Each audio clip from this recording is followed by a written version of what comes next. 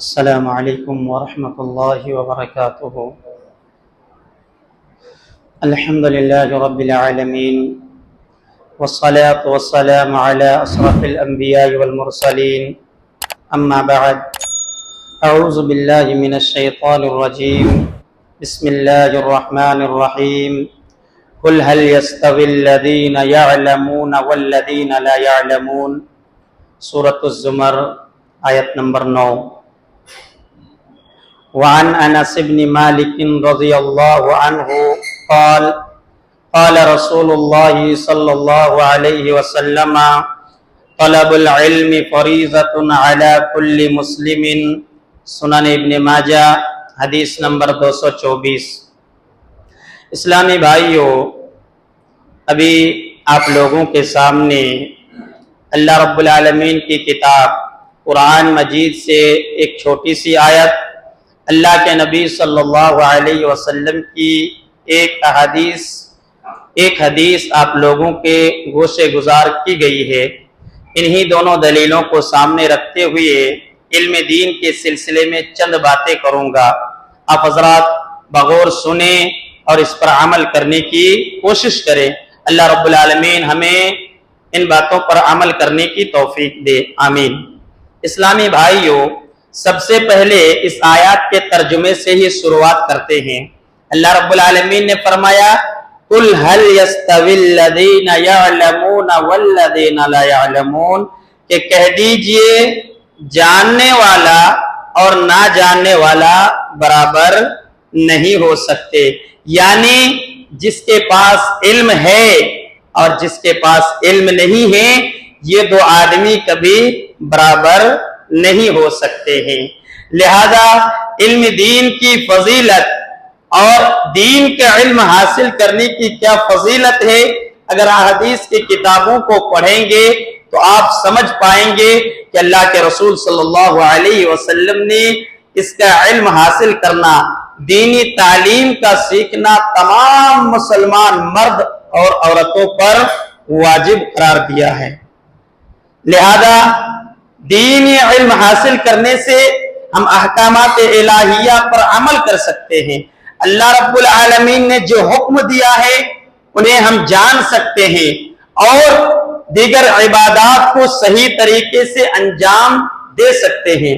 دوسری چیز یہ ہے کہ اللہ رب العالمین نے حکم دیا کہ ہر گروہ میں سے چند لوگ ایسے نکلیں جو دین کا علم سیکھے، دینی تعلیم کو حاصل کرے اور اپنے معاشرے میں واپس آئے، لوگوں کو دینی تعلیم سے روشناس کرائیں، لوگوں کو دینی تعلیم بتائیں، تاکہ وہ اللہ رب العالمین کے مقرر کردہ عذابوں سے ڈرے اور وہ گناہوں سے بچ سکے، جیسا کہ اللہ رب العالمین نے سورۃ التوبہ آیت نمبر 122 کے اندر فرمایا فَلَوْلَا نَفَرَ مِن كُلِّ فِرْقَةٍ طَائِفَةٌ مِّنْهُمْ لِيَتَفَقَّهُوا فِي الدِّينِ وَلِيُنذِرُوا قَوْمَهُمْ إِذَا رَجَعُوا لَعَلَّهُمْ يَحْذَرُونَ، کہ ان گروہ میں سے چند جماعت ایسے کیوں نہ نکلے جو دین میں سمجھ بوجھ حاصل کرے، جب اپنی قوم کے پاس واپس آئے تو انہیں اس کے بارے میں بتائیں، انہیں ڈرائیں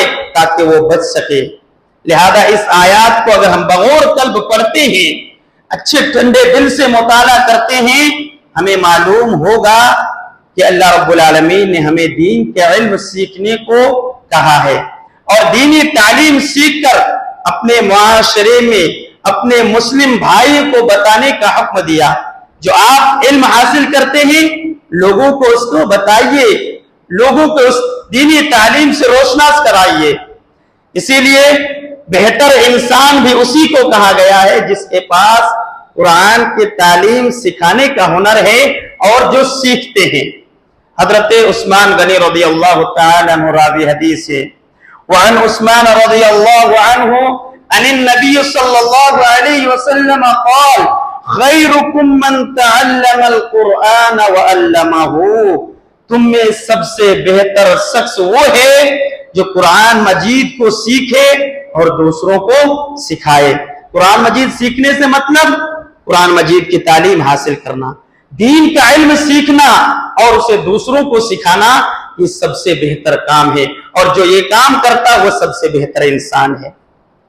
لہذا انسان دینی تعلیم کے ذریعے سے مقصد حقیقی کو جان سکتا۔ مقصد حقیقی ہمارا اور آپ کا کیا مقصد ہے اس دنیا میں آنے کا؟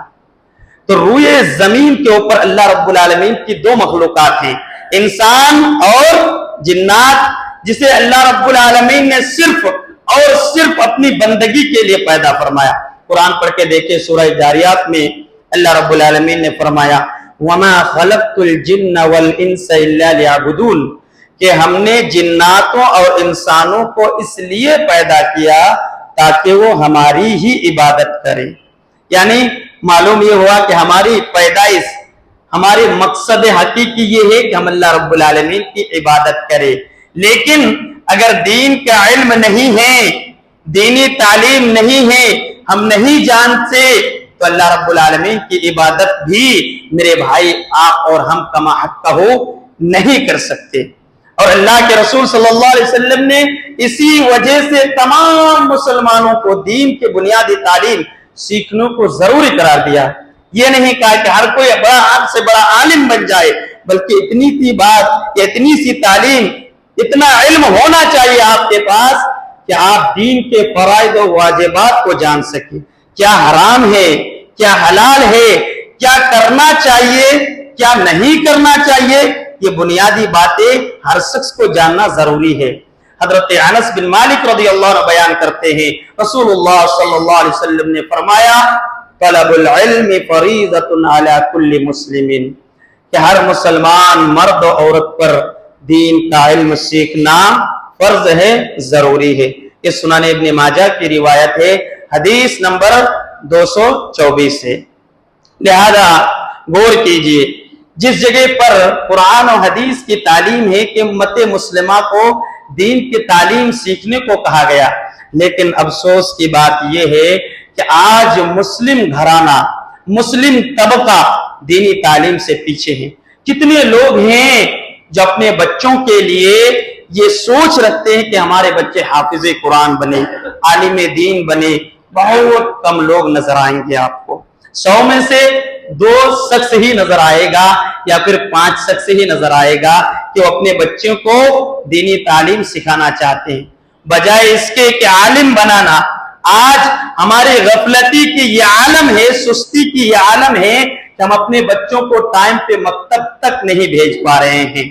مکتب میں جو کہ قرآن مجید کی تعلیم ہوتی ہے، معصور دعائیں، روزمرہ کی دعائیں بچوں کو سکھائی جاتی ہیں، یہیں سے بچے دین کی بنیادی تعلیم سیکھ پائیں گے۔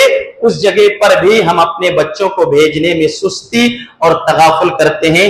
یعنی معلوم یہ ہوا کہ ہمیں دینی تعلیم سے کوئی محبت نہیں ہے، دینی تعلیم ہم سیکھنا نہیں چاہتے ہیں۔ لہذا میرے بھائی ایسا نہ کریں۔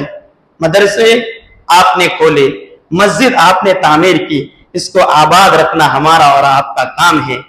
کوئی غیر آ کر مسجدوں کو اور مدرسوں کو آباد نہیں کریں گے۔ آپ اپنے بچوں کو بھیجیں، دینی تعلیم سیکھیں، آپ ان کا موازنہ بھی کریں، بچے کیا سیکھ کر آئے ہیں، کیا نہیں سیکھے ہیں۔ یہی حالات ہے آج کے دور میں کہ کتنے ایسے محلے ہیں، کتنے ایسے قصبے ہیں، کتنے ایسے گاؤں ہیں جہاں کے نام کے تو مسلمان ہیں پورے گاؤں، نام عبداللہ ہے، نام عبد الرحمن ہے، نام عبد الستار مسلمانوں کا نام ہے، لڑکیوں کا نام زینب ہے، رقیہ ہے، اسی طریقے سے مسلم نام ہیں، لیکن دین کے تعلیم کے بارے میں کوئی علم نہیں ہے ان کے پاس، دینی تعلیم نہیں جانتا، جس کی وجہ سے خود آج ہم اور آپ دیکھ سکتے ہیں، مشاہدہ کیجئے کہ ہماری کتنی بہنیں ہیں جو مرتد ہو رہی، مرتد ہونا دین اسلام کو چھوڑ رہی ہے، غیر لڑکوں کے ساتھ فرار ہو رہی ہے، جس کی بنیادی وجہ ہم اور آپ کہہ سکتے ہیں کہ دین کی تعلیم سے پیچھے رہنا۔ اگر ہم اپنی بچیوں کو دین کے بارے میں سکھاتے، دینی تعلیم دیتے، دینی جانکاری دیتے، تو دین اسلام کو چھوڑ کر کبھی وہ بچی نہیں جاتی میرے بھائی۔ اسی وجہ سے دین پر عمل کرنے کی بات آئے تو بے پردگی کے ساتھ آج معاشرے میں ہماری مائیں بہنیں گھومتی ہیں۔ اس کی وجہ یہ انہیں اس کے بارے میں بھی معلوم نہیں ہے، اس بارے میں ہمیں سوچنے کی، तदब्बुर करने की, गौर व फिक्र करने की जरूरत है। ये बात नहीं है कि जिस बाप की बेटी मुर्तद हो वो सिर्फ सोचे, बल्कि पूरी कौमों मिल्लत के लिए ये लम्हा फिक्रिया है। हमारे लिए भी और आपके लिए भी ये सोचने का मकाम है, खून के आंसू रोने का मकाम है मेरे भाई, कि कौम की बच्चियां आज मुर्तद हो रही है तो हमारी वजह से, हमारी सुस्ती की वजह से, हमारी गफलती की वजह से। लिहाजा एक जमाना था कि सहाबियात ने ईमान के खातिर अपनी जानों तक की कुर्बानी पेश कर दी। कितने सहाबात थे, सहाबियात थे, जाने दे दी, मगर मुर्तद नहीं, इस्लाम को नहीं छोड़े। लिहाजा ये तालीम आज हमें बयान करने की अपने मुस्लिम मुआशरे में जरूरत है, कुरान की तालीम पेश करने की जरूरत है। तब जाकर पूरा मुआशरा इस्लामी मुआशरा बन सकता, तब जाकर हम इज्जतदार शामिल हो सकते हैं, इज्जतदार कहला सकते हैं। किसी शायर ने क्या खूब कहा था, वो मुअज़्ज़ज़ थे जमाने में मुसलमान होकर, वो मुअज़्ज़ज़ थे जमाने में मुसलमान होकर, और हम खार हुए तारिके कुरान होकर। उन्हें इज्जत मिली थी कुरान पर अमल करने की वजह से, उन्हें शोहरत मिली थी, उन्हें इज्जत मिली थी रब के सामने कुरान पर अमल करने की वजह से। लेकिन हम खार हुए तारिके कुरान होकर हम जलील हो गए, रुसवा हो गए कुरान मजीद की तालीम को छोड़कर। खुलासा ये कलाम ये है कि हम अपने बच्चों को बारे में सोचे, हम अपनी बच्चियों के बारे में सोचे, उन्हें दीनी तालीम से आरास्ता व पैरास्ता कराएं, उन्हें दीनी तालीम का इंतजाम कराएं, उन्हें मकतब में, मदरसे में, मस्जिद में भेजें, ताकि वो दीन की हिफाजत कर सके और अपने ईमान को बचा सके। अल्लाह रब्बुल आलमीन से दुआ करता हूँ, बारे इलाहा तो हमें दीन का इल्म सीखने, दीनी तालीम हासिल करने, अपने बच्चों को कुरान की तालीम दिलाने की तौफीक दे, और अपने सबको ईमान पर साबित कदम रख। आमीन। तक़ब्बल या रब्बल आलमीन। सुब्हानका अल्लाहुम्मा व बिहम्दिका अशहदु अन ला इलाहा इल्ला अंता अस्तगफिरुका व अतूबु इलैक।